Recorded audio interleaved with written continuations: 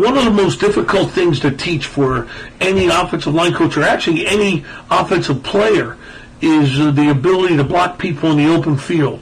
And this cage drill, what we do is we take 4 dots, we try and get them about 10 yards apart, a 10-yard square, and sometimes you have to get them a little bit bigger, and we keep a guy, as you see right here, we have a guy one guy's outside the cage, and another guy's inside the cage. The guy inside the cage has to move around and avoid the guy that's trying to knock him out of the cage. And what you're trying to emphasize in this drill is the ability to keep your feet apart with your pads down and your eyes up and your elbows and hands tight.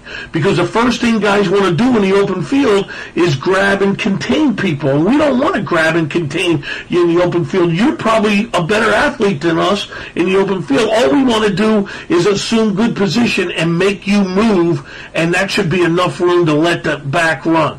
Now, the whole key to this is a great conditioning drill, and usually it goes for 10 seconds. You time it for 10 seconds, and the guy in the cage, here comes number 76 outside the cage, the guy in the cage has to avoid. Now, see, he's not really doing a good job of avoiding. I want him to spin, be like a point guard in basketball. Avoid the guy that's trying to knock you out and stay in the cage. Now, and again, let's go back. The important part of it is the guy that's outside the cage and trying to knock you out of there is trying to get his pads down, trying to keep his elbows and thumbs tight, and trying to bend with his pads down with his eyes up.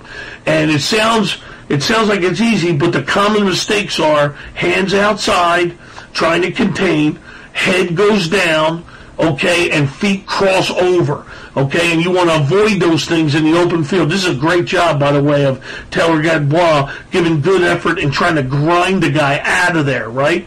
It's what football's all about, man. We're trying to give effort.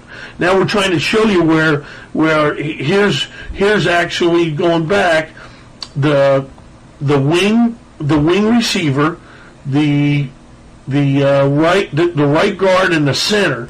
We all have examples of getting in the open field, okay? Now, you can see the wing receiver does a nice job of getting on the guy, and he's got his feet apart, and he's square, and his hands are tight. But then he doesn't finish and doesn't run his feet.